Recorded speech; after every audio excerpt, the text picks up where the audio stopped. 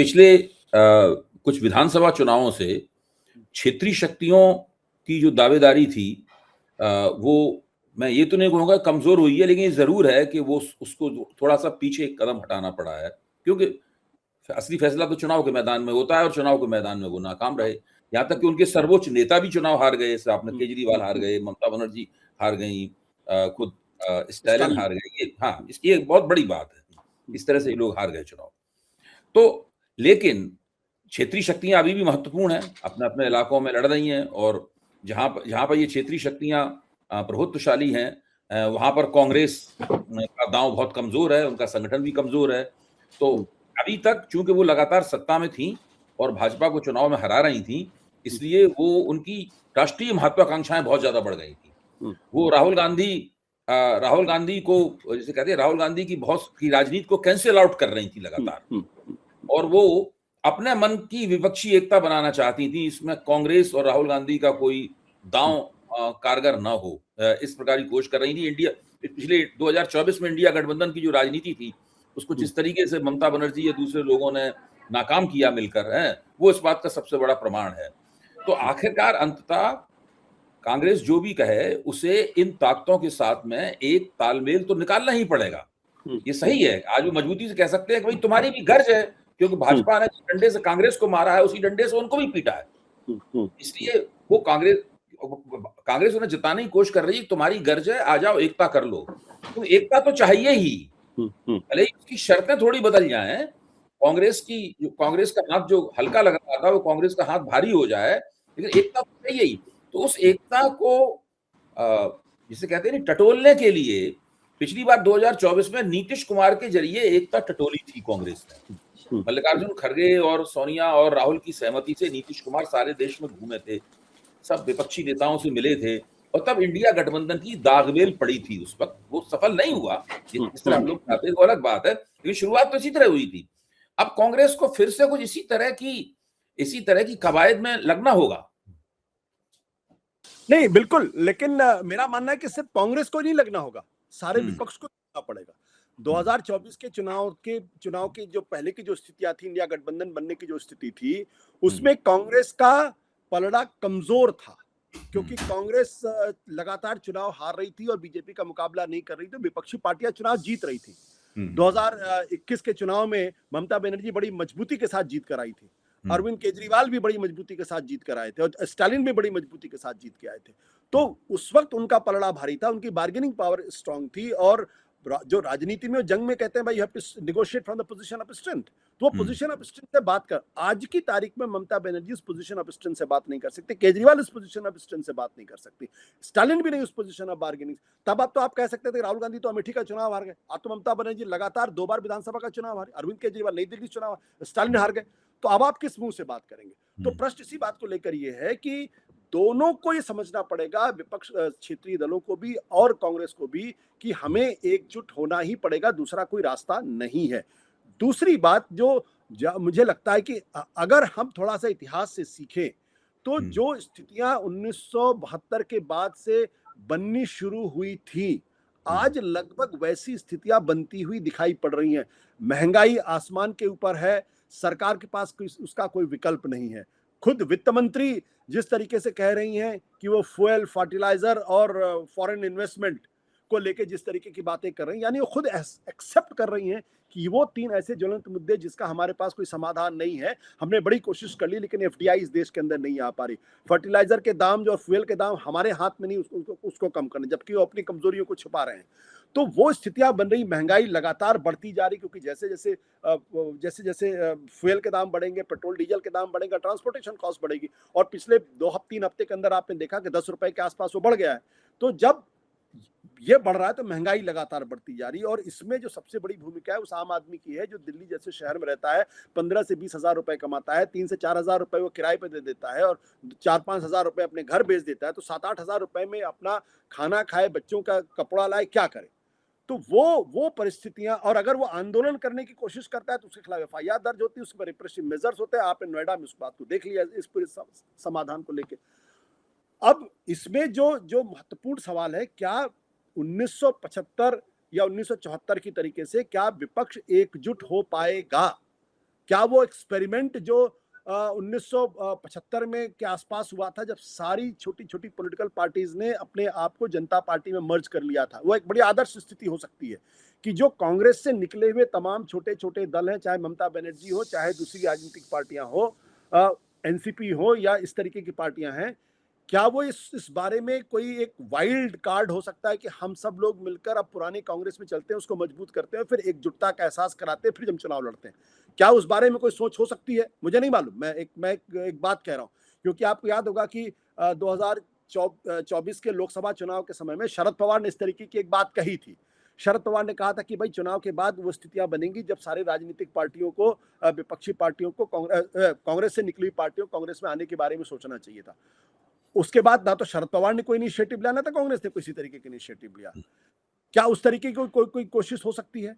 अगर हो जाए तो बहुत अच्छा है।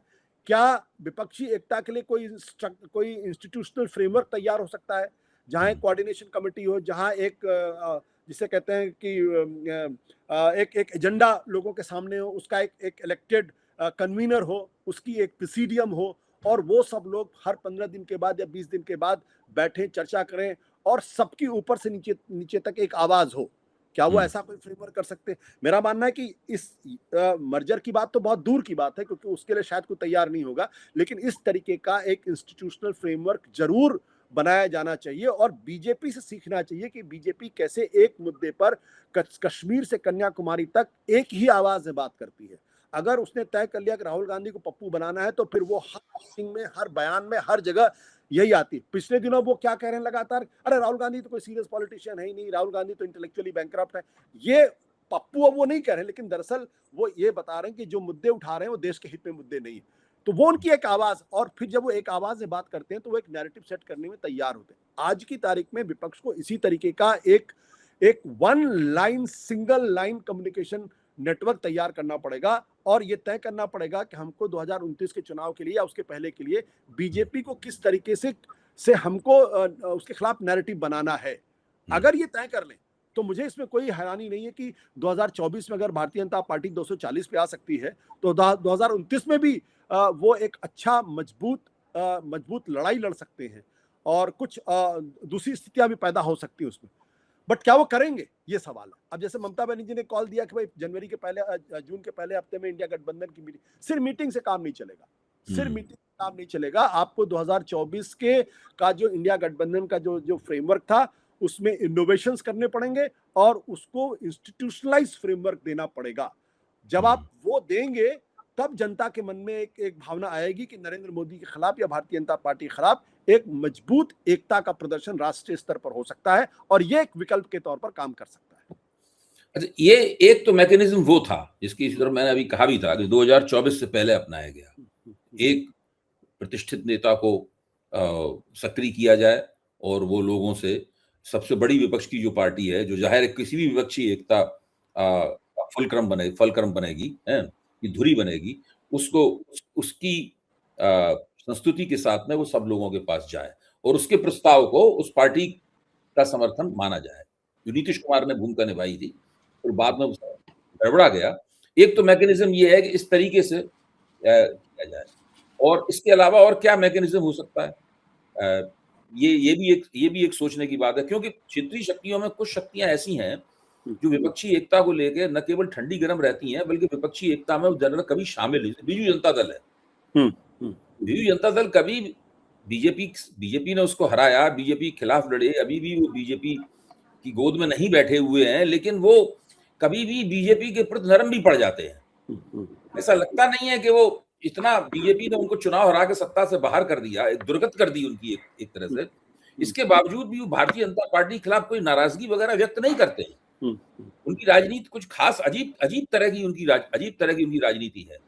फिर आंध्र प्रदेश की एक जो दूसरी ताकत है, वाईएसआर रेड्डी वाली, उस कांग्रेस वाली, जगन मोहन रेड्डी जिसके नेता हैं, वो भी कुछ इस तरह का मामला है। उसको चंद्रबाबू नायडू और बीजेपी की गठजोड़ ने उनको सत्ता से बाहर कर दिया, लेकिन वो कोई एंटी बीजेपी मोर्चे में आना चाहते हैं, इसका कोई संकेत उनकी तरफ से नहीं मिलता। तो इस प्रकार की कई ताकतें हैं जिनके साथ में नए सिरे से बातचीत करने की जरूरत है, क्योंकि वो भी बीजेपी से आहत हैं। उनको कोई ओपनिंग नहीं मिल रही है हम्म, विपक्षी राजनीति में, उसके लिए कुछ ना कुछ तो इन लोगों को हाथ बढ़ाना पड़ेगा, किसी दूत भेजने पड़ेंगे, कुछ चर्चा उनसे करनी पड़ेगी, कुछ द्विपक्षीय वार्ता होगी, फिर वो एक बहुपक्षीय मीटिंग में आ पाएंगे। सारे काम भी तो करने पड़ेंगे, तो चंद्रबाबू नायडू बीजेपी तो मिलकर ही चुनाव लड़ने वाले हैं अगला वाला। ऐसा कोई संकेत नहीं दिख रहा कि वो अलग अलग हो जाएंगे। तो ये एक देखने की आप तेलंगाना में देखिए, तेलंगाना में कांग्रेस सत्ता में है, लेकिन जो टीआरएस है वो कोई बीजेपी के साथ गठजोड़ वाली इस पार्टी नहीं है। अब वहां पे की बात कैसे की जाएगी? टीआरएस को ये मान लेना कि वो खत्म हो गई है, ये गलत होगा। तो तेलंगाना की स्थापना में उनका बहुत महत्वपूर्ण योगदान है, फिर उनका ग्राफ गिर गया वो अलग है। तो ये सब जो पूरी परिस्थिति है, इसको नए सिरे से देखना, नए सिरे से इसके लिए अप्रोचेस तैयार करना और लोगों से मिलना जुलना, ये सब काम कांग्रेस ही कर पाएगी। क्षेत्रीय ताकत के बस की बात है। बिल्कुल, आपने जो कहा ना अभय जी, वो बिल्कुल बिल्कुल जरूरी है। लेकिन जैसा मैंने कहा कि इस वक्त क्षेत्रीय पार्टियों अपने सर्वाइवल की लड़ाई लड़ रही है। उड़ीसा के अंदर अगर आप उदाहरण ले लीजिए, तो जिस भारतीय जनता पार्टी का हाथ 2009 में बीजू जनता दल ने छोड़ दिया था और उनको लगा था कि हमें अब बीजेपी की जरूरत नहीं है, आज की तारीख में उनके आधे से ज्यादा नेता वो पार्टी छोड़कर वो बीजेपी में जाने को तैयार बैठे हैं और कभी कभी भी वो बड़ा फैसला हो सकता है। और पिछले दिनों जो बाई इलेक्शन हुआ है, उस बाई इलेक्शन के अंदर एक कोशिश हुई है जिसमें कि बीजू जनता दल और कांग्रेस साथ आ सके क्या, इस बारे में हुई है। और खुद नवीन पटनायक ने अपनी पार्लियामेंट्री पार्टी के नेताओं को इस बारे में स्पष्ट मैसेज दिया है कि बीच का रास्ता छोड़ना पड़ेगा, आपको भारतीय जनता पार्टी का कड़े शब्दों में मुकाबला करना ही पड़ेगा। क्योंकि अगर वो उड़ीसा के अंदर अगर प्रमुख विपक्षी दल है और बीच का रास्ता लेते हैं, तब तो बीजू जनता दल का पराभव निश्चित है। और मुझे इस बारे में पक्की जानकारी भी है कि कहीं ना कहीं वहां पे कुछ बीजू जनता दल के अपने भी नेता और कुछ पुराने नेता जो बीजू पटनायक के साथ के नेता थे, जिनको नवीन पटनायक के बनने के बाद पूरी तरीके से हाशिए पर डाल दिया गया, वो सब लोग एक तीसरे फोर्स को खड़ा करने की कोशिश में लगे हुए हैं। अभी तक कोई कामयाबी नहीं है, ना अभी तक कोई औपचारिक तौर पर कोई बातचीत हुई है। तो नवीन पटनायक को इस बात का एहसास हो गया है कि अगर अब हम बीजेपी से लड़ते हुए नहीं दिखाई पड़ेंगे तो उड़ीसा के अंदर हमारा कोई अस्तित्व बचेगा नहीं और फिर उसको स्पेस को भरने के लिए कोई ना कोई आ जाएगा। जहां तक आंध्र प्रदेश का प्रश्न है, तो जब टीडीपी मजबूती के साथ बीजेपी के साथ है और बीजेपी वो पार्टी है जो अपने गठबंधन के साथियों का इस्तेमाल तो करती है, लेकिन उसके बाद उनको धीरे धीरे खत्म करके अपने आप को स्थापित करने की कोशिश करती है। तो चंद्रबाबू नायडू भी इस बात को अच्छी तरीके से समझते हैं। लेकिन आज की तारीख में वो सरकार में, केंद्र में बीजेपी की सरकार है, तब तक वो उनका साथ नहीं छोड़ेंगे। लेकिन जगन मोहन रेड्डी ये वल्नरेबल है, उनके खिलाफ इतने सारे केसेस हैं, वो जेल जा चुके हैं और कांग्रेस ने उनकी ही अपनी बहन को वहां का अपना अध्यक्ष बना रखा है।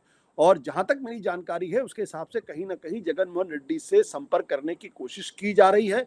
और उसमें दोनों चीजें हो सकती हैं कि आप इंडिया गठबंधन में शामिल हो जाइए या फिर आप जो अपना अलग अस्तित्व बनाए हुए हैं उस अस्तित्व को छोड़िए और कांग्रेस के साथ आइए और पूरे आंध्र प्रदेश को आप चलाइए।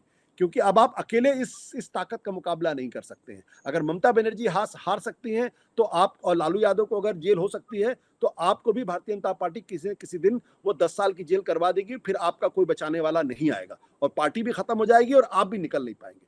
तो मुझे लगता है कि दोनों जगह कहीं ना कहीं इस बात की फुसफुसाहट शुरू हुई है, उड़ीसा के अंदर भी और साथ ही साथ आंध्र प्रदेश के अंदर भी। अब प्रश्न इस बात को लेकर यह है कि हम सब लोग शायद पुराने मॉडल के अभ्यस्त हैं, जहां एक हरकिशन सिंह सुरजीत हुआ करते थे या फिर देवीलाल होते थे जो इनिशिएटिव लेते थे। जैसे 1989 की लड़ाई थी, देवीलाल, एनटी रामाराव जैसे लोगों ने या फिर हेगड़े जैसे लोगों ने कोशिशें शुरू की और फिर वो अंत में एक मुहिम में तब्दील हुई और एक गठबंधन बना। उस वक्त में नेशनल फ्रंट का गठबंधन बना था। या 1996 में कोशिश हुई थी जो हरकिशन सिंह सुरजीत ने कोशिश की थी। आज की तारीख में उस स्टेचर का कोई नेता है ही नहीं जो इस तरीके की कोशिश कर सकता है, और ना उनके पास उस तरीके का कोई नेशनल कमिटमेंट भी। ये भी मैं बड़ी मजबूती के साथ, हरकिशन सिंह सुरजीत का एक नेशनल कमिटमेंट था, उनका एक नेशनल पर्सपेक्टिव था। देवीलाल, एनटी रामाराव और रामकृष्ण हेगड़े, इनके कमिटमेंट्स थे अपने एक राष्ट्रीय परिदृश्य को लेकर। इन नेताओं के पास अपने परिदृश्य का कोई वो नहीं था। कुछ हद तक नीतीश कुमार के अंदर भी था, लेकिन उनकी दिक्कत क्या थी कि उनको कुर्सी से चिपकने की आदत थी और वो अभी भी है। तो हो सकता है कि इनके बीच से कोई नेता उभरे, लेकिन जो राजनीतिक प्रक्रिया जो अब चल रही है, जिस तरीके का राजनीतिक माहौल है, उसमें ऐसी स्थितियां बन जाएंगी कि क्षेत्रीय दलों के पास दो ही विकल्प होंगे। या तो वो भारतीय जनता पार्टी के सामने सरेंडर करके अपने आप को बचा के चलें और इस बात का इंतजार करें कि बीजेपी कमजोर हो तो फिर वो सामने आ जाए, या फिर लड़ने का मादा अगर रखते हैं तो कांग्रेस पार्टी के साथ मजबूती के साथ जुड़े और जिस भाषा में राहुल गांधी कांग्रेस पार्टी के प्लेटफॉर्म से खड़े होकर नरेंद्र मोदी को चुनौती दे रहे हैं उसी तरीके से चुनौती दे, चाहे नीट का मसला हो, सीबीएसई का मसला हो, या फिर अमेरिका से टैरिफ का मसला हो, विदेश नीति का प्रश्न हो, चाइना का प्रश्न हो, आर्टिफिशियल इंटेलिजेंस का प्रश्न हो, सब पर उसी तरीके से अटैक करें, तब तो बात बन सकती है। अगर आप चुपचाप रहेंगे तब चुपचाप रहने का वक्त नहीं है। ममता की पार्टी का जिस तरीके से पराभव हो रहा है ऑन अ डेली बेसिस, आप देखिए उनके अपने ही मेंबर ऑफ पार्लियामेंट कह रहे हैं कि भाई टीएमसी तो चंद दिनों के अंदर खत्म हो जाएगी। जो सिटिंग मेंबर ऑफ पार्लियामेंट है, मतलब सीनियर नेता, कोई बच्चे नहीं है, वो इस तरीके की भाषा करे और हम लगातार इस बात को देख रहे हैं किस तरीके से उनकी पार्टी का क्षरण हो रहा है। तो उनको भी सोचना पड़ेगा। ये क्षरण तभी रुक सकता है जब उनके अपने पार्टी मेंबर्स को इस बात का एहसास हो कि उनकी लड़ाई कोई लड़ने वाला है, उनको कोई अकेले में नहीं, कि अगर कलकत्ता में कुछ होगा तो दिल्ली से आवाज आएगी। अभी क्या हो रहा है, कलकत्ता की लड़ाई कलकत्ता लड़ रहा है, दिल्ली की लड़ाई दिल्ली वाले लड़ रहे हैं। जब दिल्ली कलकत्ता के लिए बोलेगा और कलकत्ता दिल्ली के लिए बोलेगा, तब जाके उनके काडर को भी इस बात का भरोसा होगा और लोगों को भी ये भरोसा होगा कि ये लोग नरेंद्र मोदी से लड़ सकते हैं और बीजेपी का मुकाबला कर सकते हैं। बहुत बहुत धन्यवाद आशुतोष जी, बहुत ही सुंदर, विस्तृत, गहन और तलस्पर्शी विश्लेषण के लिए। वास्तव में विपक्ष की राजनीति पर दरअसल निगाह हम लोग ठीक से डालते नहीं है। विपक्ष की राजनीति पे हम दोनों ने मिलकर एक निगाह डाली है और मैंने आपके सामने 3-4 सवाल रखे ताकि वो एक ट्रिगर पॉइंट सवाल बन सके और वो बात पूरी तरीके से निकल के आ पाए। रास्ता अभी डगर कठिन है और पूरा मामला जटिल है। ये मोदी का ग्राफ गिर रहा है, लेकिन उस ग्राफ को प्रतिस्थापित करने के लिए, मोदी को हटाने के लिए काफी काम किया जाना अभी बाकी है। जनता को भी काम करना है और विपक्ष को भी काम करना है। बहुत बहुत धन्यवाद। धन्यवाद। Thank you sir, thank you.